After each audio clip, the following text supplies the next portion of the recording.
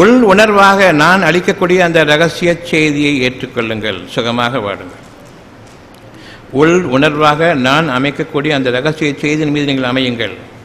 என்னிடமிருந்து வந்திருக்கக்கூடிய ரகசிய யாரும் கேட்க முடியாது. ஏற்றுக்கொள்ளுங்கள். அது என்னுடைய தீர்ப்பாக இருக்கிறது. என்னுடைய தீர்ப்பு அது. உள்ளத்தில் அமையக்கூடிய ரகசியம் வானங்களிலும் பூமியிலும் அந்த ரகசிய செய்தியானது அறிவிக்கப்பட்டுவிட்டது. அது உங்களுக்காக ஒரே நேர்கோட்டில் இருக்க வேண்டும். உங்களுடைய கால்களுக்கடியில் பூமி உங்களை தாங்க வேண்டும், வானங்கள் உங்களை உயர்த்த வேண்டும், உயர்த்தி பிடிக்க வேண்டும். இவற்றுக்கிடையே சுகமாக வாழ வேண்டிய நீங்கள் வானங்களும் பூமியும் எனக்கு அடிமை என்ற அடிப்படையில் வாழுங்கள், இறைவனுக்கு அடிமைகளாக ஆகிவிடுங்கள். இவற்றை நான் என்னுடைய ஆட்சியரகத்தில் கொண்டு வந்து விடுவேன் என்று நீங்கள் பூமியை மேய்ந்து கொண்டிருக்கின்றீர்கள். விளைந்துவிட்ட பொருள்களையும் ஜட பொருள்களையும் உயிர் அடியக்கூடிய ஒரு குறித்த காலத்தின் மீது அவன் படைத்த பொருட்களே அடியும். அந்த அழியக்கூடிய பொருட்களை நாடி நீங்கள் சென்று கொண்டிருக்கின்றீர்கள். எங்கு கிடைக்கின்றதோ அவ்வளவையும் மாறி போட்டுக்கொள்வது உங்களுடைய அறிவாக இருக்கின்றது. மேலே இருந்து கீழே இறங்கி அதனுடைய விளைச்சல்களில் வாழ வேண்டும். எவ்வளவு வழினாலும் குறையாமல் வானங்களிலிருந்து பூமியில் அவனுடைய அவ்வளவு நன்மைகளும் இறங்கிக் கொண்டிருக்கின்றன. நம்முடைய வாழ்க்கையினுடைய உயிர் தேவைக்காக வேண்டி, உயிரோட்டமுள்ள வாழ்க்கைக்காக வேண்டி, அது எந்த அப்படுக்கும் கூடாது என்பதை அறியுங்கள். உள்ளத்தில் தங்கினால் தவிர வேதம் விளங்காது. வேதம் உள்ளத்திலிருந்து வெளிப்பட வேண்டும். நீங்கள் படிக்கக்கூடிய புத்தகத்தில் இல்லை, அதை உணரக்கூடிய அந்த உயிரோட்டத்தை இறைவன் அளிக்க வேண்டும். எனக்கு எல்லாம் தெரியும் என்ற அந்த அடிப்படையை கொண்டு படித்தால் ஒன்றுமே புரியாது. என்னுடைய இறைவன் எனக்காக அறிவித்துக் கொண்டிருக்கின்றான் ஒவ்வொரு விஷயத்தையும். அது உள்ளத்தில் மறைவாக இருக்கின்றது. வெளிப்படையான இந்த வார்த்தைகள் இருக்கின்றன. உங்களுக்கு உள்ளுணர்வாக அறிவிக்கப்பட்டதையே பின்பற்றுவீர்களாக. வார்த்தைகள் இருக்கின்றன, ஆனால் புரியவில்லை. அதனை அருவமான அழகான விஷயமாக நீங்கள் கொள்ளுங்கள், உங்களை உள்ளத்தில் கொள்ளுங்கள். என்ன என்று சிந்திக்கும் போது தெளிவு இன்னும் அருவமான விஷயம். ஒரு குழப்பத்திலிருந்து தெளிவு, உணர்வின் வாயிலாக தெளிவு. உணர்வை பார்க்க முடியாது, குழப்பத்தையும் பார்க்க முடியாது. ஆனால் குழப்பத்தை தெளிவாக்கக்கூடிய இன்னும் அதீதமான மாபெரும் சக்தி, ஆற்றலாக உள்ளுக்குள் தெளிவை கொடுக்கின்றது. அந்த தெளிவின் மீது யார் நிலைத்திருக்கின்றீர்களோ அவர்களுக்கு விரும்பக்கூடியது வானங்களிலும் பூமியிலும் இருந்து விளையக்கூடிய இந்த பூமியில் வாழக்கூடிய மக்களுக்கான அவ்வளவு அம்சங்களையும் கொண்டிருக்கக்கூடிய உணர்வுபூர்வமான உயிராற்றல் மிக்க ஒரு வாழ்க்கை, சுகானுபவங்களில் வாழக்கூடிய வாழ்க்கை உங்களுக்கு இருக்கிறது என்பதை இன்று நாம் கவனத்தில் கொள்ள வேண்டும். உங்களுக்கான தீர்ப்பு அறிவிக்கப்பட்டுவிட்டது. அந்த தீர்ப்பானது இறைவனிடமிருந்துள்ள நற்செய்தி. அந்த நற்செய்தி ரகசியமானது. அந்த ரகசியத்தை நீங்கள் பொருளாக ஆக்க முடியாது. நம்பிக்கை கொள்ளுங்கள். அந்த நம்பிக்கையை நீங்கள் கொண்டிருந்தாலும் கொள்ளாவிட்டாலும் அதுதான் வாழ்ந்து கொண்டிருக்கின்றீர்கள். எப்பொழுது துயரமில்லாமல் ஓரளவுக்கு அவ்வளவு கஷ்டங்கள் இருந்த போதிலும் அதை மறக்கடிப்பவன் இறைவன் தான். உங்களுடைய நன்மைகளில் வாடுங்கள் என்று. யாருக்கு கஷ்டமில்லை? இங்கு எல்லோருக்கும் இருக்கின்றது. அதனை நினைவு கொண்டு விட்டால் கஷ்டங்கள் நிச்சயமாக நம்மை மூழ்கடித்துவிடும். அதை மறக்கடிக்கச் செய்து துரும்பளவு நன்மைகளில் அதிகமாக உங்களை ஈடுபடுத்தி அதில் வாழ்ந்து கொண்டிருக்கிற நிலையில் துன்பங்கள் எனக்கு இல்லை என்ற அளவுக்கு நான் வாழ்ந்து கொண்டிருக்கின்றேன். அந்த நன்மையின் மீது அவனுக்கு சுகத்தை கொடுத்ததன் காரணமாக, அதன் மீது எனக்கு என்னுடைய அறிவாற்றலை அதிகரித்ததன் காரணமாகவும், என் கவனத்தை திருப்பியதன் காரணமாகவும் துன்பங்களை நான் மறந்துவிட்டேன். துன்பங்கள் எப்பொழுதுமே கெட்டது, நன்மை எப்பொழுதுமே உறுதியானது, அழகானது. நன்மைக்கும் உண்மைக்கும் சத்தியத்திற்கும் நீங்கள் ஒப்பிட்டால் துன்பம் என்பது தானே அழியக்கூடியது.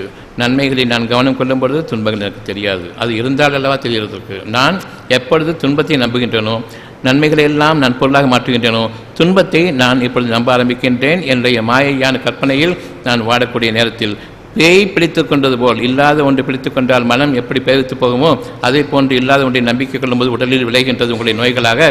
அவ்வளவும் சூனியங்கள். இவர்கள் அதை பார்த்து கொண்டிருப்பார்கள். நான் நோயை கண்டுபிடித்து விட்டேன் என்று ஃபோட்டோ பார்க்குறது, படம் பார்க்குறது, கதை பேசுகிறது.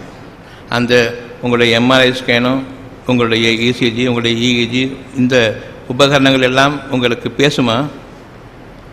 படம் எடுத்து காட்டுமா? நீங்கள் படத்தை பார்த்து கதை சொல்லிக் கொண்டிருக்கின்றீர்கள். அது பேசாத ஒன்றை நீங்கள் கற்பனையில் உணரிக் கொண்டிருக்கின்றீர்கள். அதை நாம் அறிவை என்று எண்ணிக்கொண்டிருக்கின்றோம், ஏற்றுக்கொண்டோம். இந்த அறிவை கொண்டு உங்களுக்கு சுகத்தை கொடுக்க முடியும், உயிர் கொடுக்க முடியுமா என்று கேட்டால் கிடையாது. நீங்கள் கையெழுத்து போட்டுங்க, உங்கள் உயிருக்கு நான் உத்தரவாதம் இல்லை, மற்ற நாங்கள் பார்த்துக்கிறோம். மற்றதெல்லாம் யார் பார்த்துக்கிறது? சடங்குகள். சாகரத்துக்கு முன்னாடியும் சடங்கு டாக்டர்கிட்ட, சத்த பிறகும் சடங்கு பூசாரிகள்கிட்ட. இந்த ரெண்டு பேர்ட்டையும் மாட்டிட்டு படுற பாடு. உயிர் பற்றி தெரியாத போது நான் உயிரை காப்பாற்றுகிறேன் என்று கூறக்கூடிய டாக்டர்கள், இறைவனை பற்றி தெரியாத பூசாரிகள், நான் இறைவனை காட்டுகின்றேன் என்று கூறக்கூடிய பூசாரிகள். இந்த ரெண்டு பேரும் நீங்கள் வாழும் பொழுது காரியத்தை உங்களுக்காக நிறைவேற்றி கொடுப்பவர்கள் உங்களுடைய டாக்டர்கள், இறந்த பிறகு காரியத்தை நிறைவேற்றுபவர்கள் உங்களுடைய பூசாரிகள். இந்த இரண்டிலுமே கெட்ட ஷைத்தான்களை பின்பற்றி கொண்டிருக்கின்றோம். இறைவனை கைவிட்டு விட்டோம். இப்பொழுதும் கூட கூறுவார்கள் உங்களுடைய பூசாரிகள், நம்ம செத்ததுக்கு அப்புறமா சாம்பலாக போவோம். ஒரு பிடி சாம்பல், ஒரு பிடி மண், புதைக்கப்பட்ட மண்ணாக போவோம், எரிச்சிட்டா சாம்பலாக போவோம். இது வாழ்க்கையின் தத்துவம். எவ்வளோ அழகான தத்துவம். பிறந்தா ஒருத்தன் இறந்து ஆகணும். இந்த ரெண்டுக்கு நடுவில் நமக்கு வாழ்க்கை வேணுமா, செத்ததுக்கு அப்புறம் பூசாரிகள் வேணுமா? யார் வேணும்? வாழ்க்கை என்பது பிறந்தது முதல் இறக்கும் வரையில் சுகமாக வாழ வேண்டும், துன்பங்கள் நிகழக்கூடாது, என் முன்பாக என் குடும்பம் கஷ்டப்படக்கூடாது, மனம் வேதனை அடையக்கூடாது. இவ்வளவும் கொண்டு நீங்கள் சிறப்பாக வாழுங்கள், நான் ஒருவன் இருக்கின்றேன் என்று கூறக்கூடிய இறைவன் வேண்டுமா? நீ செத்துத்தான் போவே, அப்புறமா நீ மண்ணாக போகிறதும் சாம்பலாக போகிறதும் அந்த அடையாளத்தை கொண்டு வாழுன்னு சொல்லும்பொழுது நமக்கு நிகழக்கூடியது என்ன? நான் சாம்பலாக போவேன் என்ற அந்த எண்ணம் நமக்கு தேவையா? வாழக்கூடிய வாழ்க்கையின் போது இறைவனுக்கு பொருத்தமாக வாழ வேண்டுமே. நம்மை இறைவன் கைப்பற்றும் பொழுது அவனுக்கு நாம் அடிபணிந்தவர்களாக, அவனுடைய திருவடியை நாம் சேர்ந்தவர்களாக, அவன் பொருத்தத்திற்கு நாம் உரியவர்களாக, மறுமையின் சொர்க்க வாழ்க்கையவர்களாக நாம் செல்ல வேண்டும். என் உடல் பற்றி முக்கியம் கிடையாது, என் மனமும் என்ற உயிரும் கைப்பற்றப்பட்டுவிடும். அதற்கு அழிவு கிடையாது. எப்படி நாம் தீர்மானித்தோம் நான் சாம்பலாக போவேன் என்று, மண்ணாக போவேன் என்று? பிறகு பூசாரிகள் என்னை சொர்க்கத்துக்கு அனுப்புவார்கள். இங்கு ஒரு சிறு துரும்பளவு நன்மையை தர முடியாதவர்கள் இறந்த பிறகு சொர்க்கத்துக்கே அனுப்புவார்கள் என்று கூறுகின்றோம். உயிரை பற்றி தெரியாத அந்த டாக்டர்கள் உயிரை காப்பாற்றுவேன் என்று கூறுகின்றார்கள். நல்லறிவு போய்விட்டது. காரணம், அழகான சத்தியமாக இருக்கக்கூடிய இரகசிய சத்தியத்தை நாம் பொருளாக மாற்றினோம். கடவுளை நாம் டாக்டர்களாக ஆக்கினோம். வாடும் பொழுது செத்த பிறகு பூசாரிகள் கடவுளாக ஆகிவிட்டார்கள். அவர்கள் இல்லாமல் இந்த காரியம் நிறைவேறாது. சுத்தமாக வாழ்க்கை முடிந்துவிட்டது. மிருகங்களை விட கேவலமாக முடிகின்றது. வாழ்ந்து கொண்டிருக்கின்றோம் என்பதை அறியுங்கள். உங்களுடைய இறைவனை உங்களுடைய உள்ளத்தில் நற்செய்திகளாக, அவனுடைய ஆசீர்வாதங்களாக காணுங்கள். இப்பொழுது உங்களிடம் இருக்கக்கூடிய சுகமான செய்திகள் அனைத்தும் ஆசீர்வாதங்கள் தானே. அழகான வார்த்தைகள் அவ்வளவும். அதுவும் துன்பமான சூழ்நிலையில் அவரிடமிருந்து ஒரு நல்ல செய்தி வரும் பொழுது புண்ணியமாக போகட்டும் என்று கூறுவோம். உங்களுடைய வாக்கு முகூர்த்தம் என்றும் கூறுவோம்.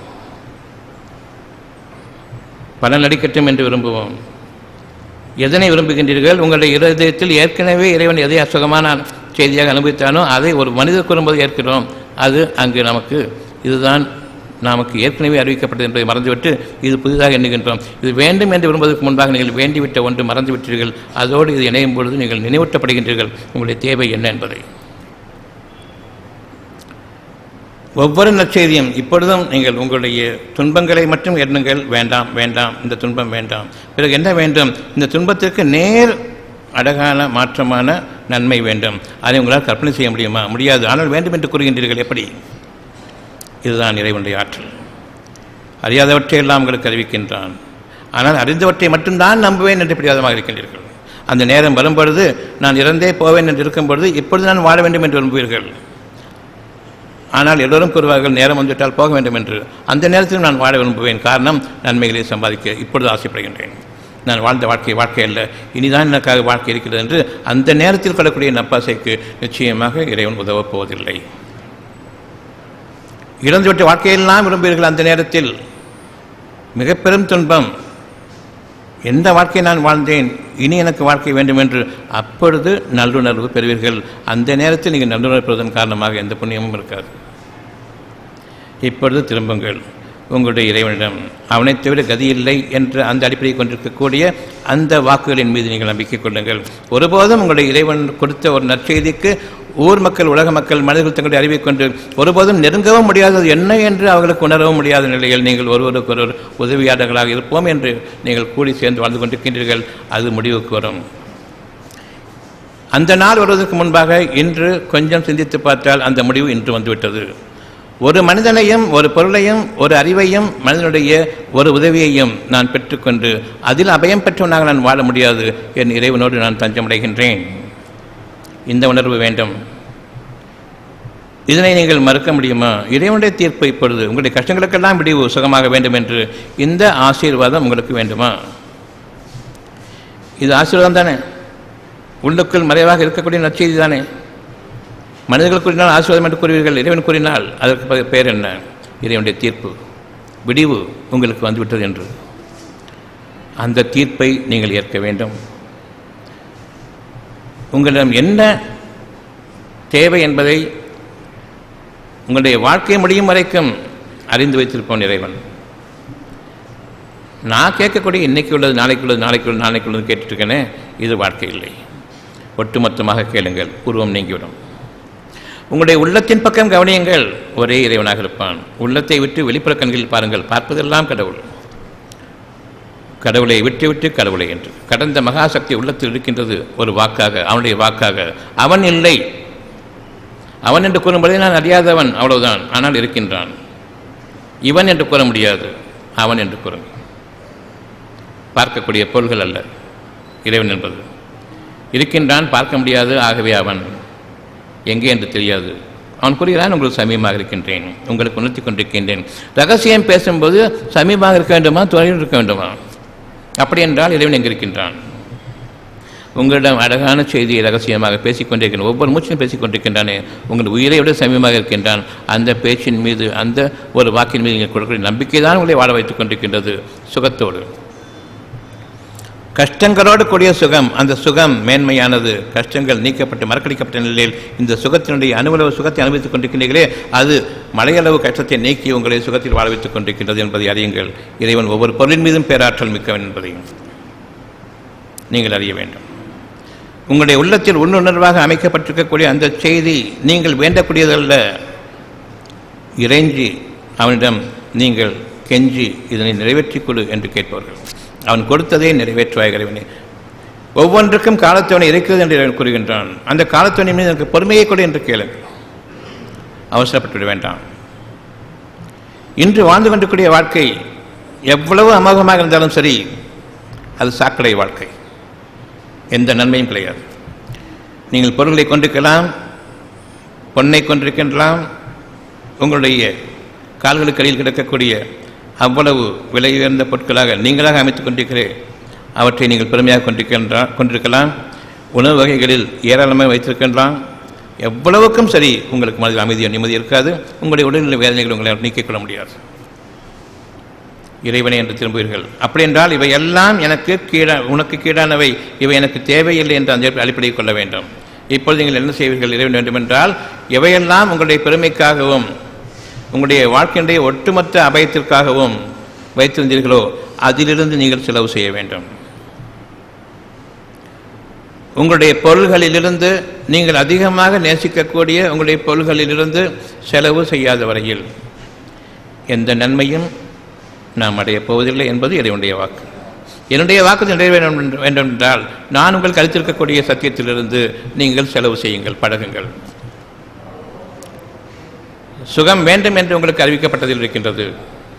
இந்த சுகம் உங்களுக்கு வேண்டும் என்று அவன் அறிவித்த பிறகு அதனுடைய வாரிசுகளாக நீங்கள் ஆக்கப்பட்டு விட்டீர்கள்.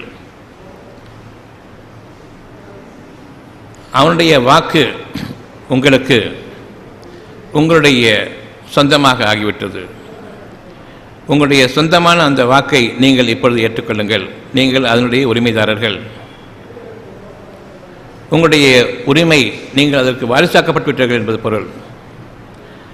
உங்களுடைய வாரிசு என்னவென்றால் உங்களுடைய சுகம் அறிவிக்கப்பட்டு விட்டதில் நீங்கள் வாரிசுதாரர்கள். அது உங்களுக்கு முழுமையாக கொடுக்கப்பட்டு விட்டது. இதன் மீது நீங்கள் உறுதியாக நம்பிக்கை கொள்ளுங்கள். இனி நீங்கள் எதில் வாரிசாக ஆக்கப்பட்டு விட்டீர்களோ அந்த பொருள்களிலிருந்து செலவு செய்யுங்கள். இறைவனுடைய வாக்கு. உங்களிடம் இல்லை, மனதை கொள்ளுங்கள். இருப்பதிலிருந்து செலவு செய்யுங்கள். எவ்வளவு முடியுமோ செலவு செய்யுங்கள். நான் 1000 கோடி வச்சிருக்கிறேன், இதிலிருந்து எனக்கு 1 கோடி கொடுக்க முடியுமான்னு கேட்டால் கொடுக்க முடியாது. 10 லட்சம் கொடுக்க முடியுமான்னு கேட்டால் கொடுக்க முடியாது. 10,000 கொடுக்க முடியாது. 1000 பார்க்கலாம். 100 ரூபா கொடுக்க முடியும். முதல்ல அது கொடுத்து பழகுங்க. 1 பைசா கொடுக்க முடியுமா? நான் எனக்கு சம்பாதிச்சு அதை கொடுங்க. முதல்ல கொஞ்சமாக தான் இருக்குது, இது கொடுக்க முடியாது. நிறையா இருக்குது, கையில் சில்லற இல்லை. 2 விதத்திலும் நாம் நம்மை பாதுகாத்துக் கொள்ள வேண்டி நம்மை ஏமாற்றிக் கொண்டிருக்கின்றோம். உலகத்தினுடைய பொருள்களாக சுகப்பொருள்களாக நீங்கள் எவற்றையும் மாயமாக கொண்டு சூனியத்தில் வாழ்ந்து கொண்டிருக்கின்றீர்களோ செலவு செய்ய ஆரம்பியுங்கள். இங்கிருந்து விளைய ஆரம்பிக்கும் உங்களுக்காக வானங்களிலிருந்தும் பூமியிலிருந்தும். எது வேண்டும் உங்களுக்கு? வானங்களையும் பூமியும் ஆட்சி அதிகாரம் கொள்ளக்கூடிய அந்த மாபெரும் விளையாற்ற வேண்டுமா வேண்டாமா என்றால் வேண்டும். அப்படியானால் எவற்றையெல்லாம் நீங்கள் இந்த உலகத்தில் வாழக்கூடிய வாழ்க்கைக்கு உரியவையாக எண்ணிக்கொண்டிருக்கிற அந்த பொருள் அவ்வளவு அழியக்கூடிய பொருள்கள் அவை சூன்யமாவதற்கு முன்பாக உங்களை நீங்குவதற்கு முன்பாக உயிரோட்டம் அடையுங்கள். உங்களிடமிருந்து நகரட்டும். நன்மைக்காக வேண்டி, உங்களுடைய தூய்மைக்காக வேண்டி. நீங்கள் விரும்பக்கூடிய பொருள்களில் மிக முக்கியமானது சேமிப்பு. ஆனால் இறைவன் கூறக்கூடியது வருமானம். எது வேண்டும்? வருமானத்திற்கு நம்பிக்கை வேண்டும், சேமிப்பிற்கு நம்பிக்கை வேண்டும். அந்த சேமிப்பு உங்களுக்கு நம்பிக்கை தேவையில்லை, நான் வாழ்ந்துவிடுவேன் என்ற மிதப்பு வந்து விடுகின்றது. இப்பொழுது இறைவனிடமிருந்து கேள்வி, உங்களுக்கு வருமானம் வேண்டுமா சேமிப்பு வேண்டுமா? சேமித்து வைத்த காசு எனக்கு வேண்டும். அதுதான் உங்களுடைய சுகம் அடங்கியிருக்கிறது, உங்களுடைய பாதுகாப்பு அமைந்திருக்கிறது, உங்களுடைய வாழ்க்கை முழுமையும் அமைந்திருக்கிறது என்று நீங்கள் எண்ணிக்கொண்டிருக்கின்றீர்கள். அப்படி என்றால் உங்களுடைய சேமிப்பை நீங்கள் வைத்துக் கொள்ளுங்கள், வருமானத்தை தடுத்துவிடுகின்றேன். ஏற்றுக்கொள்கிறீர்களா? அல்லது வருமானம் வேண்டுமென்றால் சேமிப்பிலிருந்து செலவு செய்யுங்கள், வருமானத்தை அதிகரிக்கின்றேன். எது வேண்டும்? ஏதாவது ஒன்று. இப்பொழுது நீங்கள் கேளுங்கள், வருமானத்தை அளிப்பாகிறவனே. இறைவன் கூறுகின்றான் சேமிப்பிலிருந்து செலவு செய்யுங்கள். முடியவில்லை என்றால் பாவம் நிமித்தேடுங்கள். முடியவில்லை என்றால் அவனிடம் இதுவும் அதிகமாக பாவம் நிமித்தேடுங்கள். நல்லறிவையும் கேளுங்கள். என் இறைவனே, நீ எனக்கு நல்லறிவோடு தெளிவோடு என்னுடைய வாழ்க்கையில் சேமிப்பிலிருந்து செலவு செய்ய வேண்டும், வருமானத்திலிருந்து நான் விரும்ப வேண்டும் என்று. நீங்கள் அதிகரிப்பதில்லை, விரும்புங்கள். இறைவனுடைய தீர்ப்பு உங்களுக்கு வந்துவிட்டது. அத்தியாயம் 16:77. வானங்களிலும் பூமியிலும் இருக்கக்கூடிய ரகசியம் அல்லாஹ்வுக்குரியது. உங்களுக்காக எது நிறைவேற்றப்பட்டிருக்கின்றதோ உங்களுடைய உள்ளத்தில் ரகசியம் என்பது என் இருதயம் சம்பந்தப்பட்டது. இறைவன் கூறுகின்றான், வானங்களிலும் பூமியின் ரகசியம் அனைத்தும் இங்கு அமைக்கப்பட்டிருக்கின்ற இந்த ரகசியத்தோடு ரகசியம் சேரட்டும். வானங்களும் பூமி உங்களுக்கு அடிமை, அதில் எந்த ஒன்றையும் நீங்கள் பின்பற்றாதீர்கள் என்று, எந்த ஒன்றையும் நீங்கள் வணங்கக்கூடாது என்று. உங்களுடைய அடிமைகளை நீங்கள் வணங்க வேண்டாம். ஊர் மக்கள், உலக மக்கள், இறைவனை பற்றி அறியாதவர்கள், கடவுளுடைய மாபெரும் ஆற்றலை உணராதவர்கள் கூறுவார்கள், நாங்கள் உங்களுக்கு ஆசீர்வாதம் செய்கின்றோம். அந்த ஆசீர்வாதத்துக்கு மேலாக இறைவனுடைய வாக்கு அங்கு இருக்கின்றது. இறைவனை நான் வைத்துக் கொண்டிருக்கிறேன் என்று கூற வேண்டாம், இறைவனுடைய ஆசீர்வாதத்தை வைத்துக் கொண்டிருக்கிறீர்கள். கடவுளை நீங்கள் வைத்துக் கொண்டிருக்கவில்லை, கடந்த மகாசக்தியாக அவனுடைய ஆற்றல் உங்களுடைய உள்ளத்தில் அமைக்கப்பட்டிருக்கின்றது. ரகசிய செய்தியாக கடவுள் வேண்டுமா, கடவுளுடைய ஆற்றல் வேண்டுமா? எது வேண்டும்? அவனிடமிருந்துள்ள ஒரு ஆற்றல் எனக்கு வேண்டும், உயிராற்றல் வேண்டும். நான் வாழ்வதற்கு நான் கடவுளாக ஆகிவிட முடியாது. ஆக கடவுள் என்ற ஒன்று கடந்த மகாசக்தியாக இருக்கக்கூடிய அவனுடைய வாக்கு, ரகசிய செய்தி, ஆற்றலானது உங்களுடைய உள்ளத்தில் அமைக்கப்பட்டிருக்கின்றது. இந்த உள்ளத்தில் அமைக்கப்பட்டிருக்கின்ற இந்த வாக்குறுதி, அந்த வாக்கு கடந்ததாக இருக்கின்றது, யாவற்றையும் கடந்ததாக இருக்கின்றது. அவ்வளவு சக்தியையும் திரட்டினாலும் சரி, மனிதர்களுடைய ஒவ்வொரு விஷயத்தையும் திரட்டினாலும் சரி, ஒன்று கொண்டாலும் சரி, இந்த வாக்கை அவர்கள் நிறைவேற்ற முடியாது என்று ஒருவனை தவிர. அந்த வாக்கு உங்களுடைய உள்ளத்தில் அமைக்கப்பட்டிருக்கின்றது. இந்த வாக்கை நீங்கள் உங்களுடைய தீர்ப்பாக ஏற்றுக்கொள்ளுங்கள்.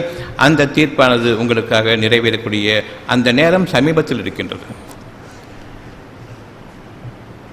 உங்களுடைய வாக்கு உங்களுடைய உள்ளத்தில் சமீபமாக இருக்கின்றது, தொலைவில் காண வேண்டாம். அத்தியாயம் 16:77 வானங்களிலும் பூமியில் இருக்கக்கூடிய ரகசிய செய்திகளை நீங்கள் மேற்கொண்டிருக்கின்றீர்கள்.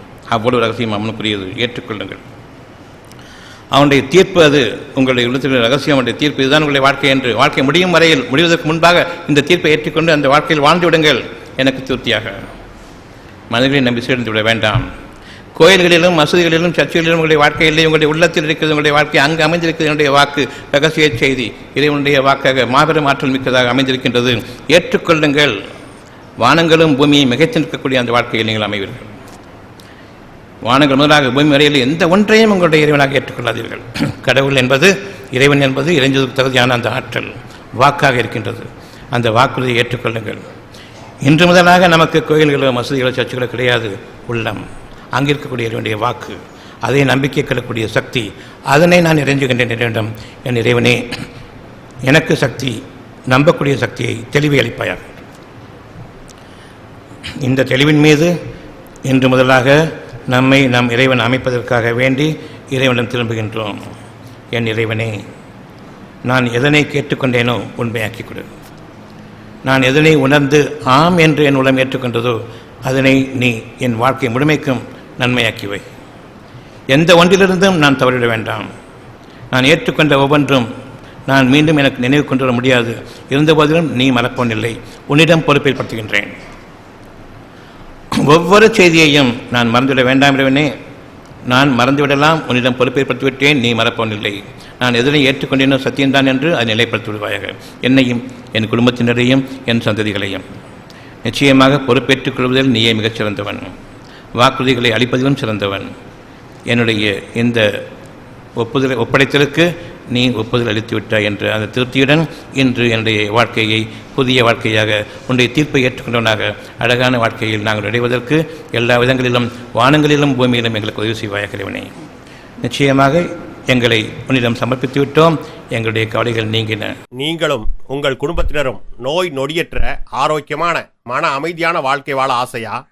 நாட்பட்ட தீராத நோய்களிலிருந்து மருந்து மாத்திரை ஊசி இல்லாமல் குணமடைய ஆவலா? அப்படியானால் இன்றே வாங்கி படியுங்கள். டாக்டர் பஸ்லூர் ரஹ்மான் அவர்கள் எழுதிய உடல் நலம் மனநலம் காத்து ஆரோக்கிய வாழ்க்கைக்கான முத்தான 15 மருத்துவ களஞ்சியம். அருமையான புத்தகங்கள் இதோ. எளிமையான முறையில் அக்குபஞ்சர் கற்றுக்கொள்ள உதவும் அருமையான புத்தகம் புதிய அக்குபஞ்சர் உங்களுக்காக. ஆசிரியர் டாக்டர் பஸ்லூர் ரஹ்மான் அவர்கள். படித்து நடைமுறைப்படுத்த வேண்டிய அரிய புத்தகம். விலை ரூபாய் 400.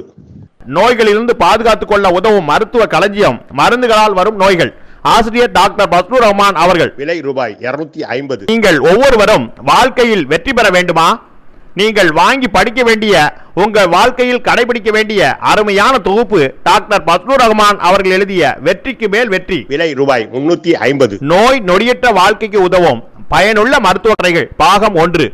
ஆசிரியர் டாக்டர் பஸ்லூர் ரஹ்மான் அவர்கள். ரூபாய் 250. பெண்களே உங்களுக்காக, நிச்சயமாக ஆண்களுக்கும் எண்ணற்ற ஆண் பெண் இருபாலருக்கும் ஏற்படும் மருத்துவ கேள்விகளுக்கு விடை காண, மேலும் பெண் குழந்தைகள் பிறந்தது முதல் அவர்களுக்கு மனமாகி குழந்தைகள் பிறக்கும் வரை ஏற்படும் அனைத்து விதமான சந்தேகங்களுக்கு தீர்வு காண உதவும் மருத்துவ பொக்கிஷமான இப்புத்தகம் நீங்களும் படித்து உங்கள் வருங்கால சந்ததிகளுக்காக பாதுகாத்து வைக்க வேண்டிய மருத்துவ களஞ்சியம். பெண்களே உங்களுக்காக, நிச்சயமாக ஆண்களுக்கும். ஆசிரியர் டாக்டர் பஸ்லூர் ரஹ்மான் அவர்கள். விலை ரூபாய் 250. டாக்டர் பஸ்லூர் ரஹ்மான் அவர்கள் எழுதிய இறைவழியில் இனிய சுகப்பிரசவம். விலை ரூபாய் 400. டாக்டர் பஸ்லூர் ரஹ்மான் அவர்கள் எழுதிய நோய் நொடியற்ற வாழ்க்கைக்கு உதவும் மருத்துவ கட்டுரைகள் பாகம் 2. விலை ரூபாய் 250. மருந்து மாத்திரை ஊசி இல்லாமல் நோய்களிலிருந்து தப்பிப்பதற்கும் ஒவ்வொரு குடும்பத்திலும் இருக்க வேண்டிய அருமையான புத்தகம் தான் நீங்களும் அக்குபஞ்சர் டாக்டர் ஆங்கள். விலை ரூபாய் 250. வாழ வழிகாட்டும் அற்புதமான புத்தகம் தான் டாக்டர் பஸ்லூர் ரஹ்மான் அவர்கள் எழுதிய இறைவழி மருத்துவம். பயனளிக்க இறைவனை பிரார்த்திப்பது எப்படி. விலை ரூபாய் 250. இறைவழி மருத்துவம் பாகம் 1. ஆசிரியர் டாக்டர் பஸ்லூர் ரஹ்மான் அவர்கள். விலை ரூபாய் 200. இறைவழி மருத்துவம் பாகம் 2. ஆசிரியர் டாக்டர் பஸ்லூர் ரஹ்மான் அவர்கள். விலை ரூபாய் 250. பிபி டயபெட்டிஸ் நோயாளிகளே உங்கள் நலனுக்காக. மேலும் டயபெட்டிஸ் பிபி பற்றி இன்னும் அறிந்து கொள்ள, நமக்கும் நம் சந்ததிகளுக்கும் டயபெட்டிஸ் பிபி நோய் வராமல் காத்துக்கொள்ள உதவும் அற்புத நூல்தான் டாக்டர் பஸ்லூர் ரஹ்மான் அவர்கள் எழுதிய பிபி டயபெட்டிஸ் நோயாளிகளே உங்கள் நலனுக்காக.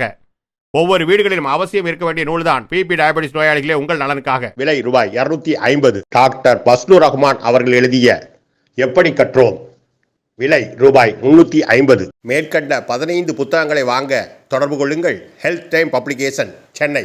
செல் நம்பர் 9840498898 மற்றும் 87784477788.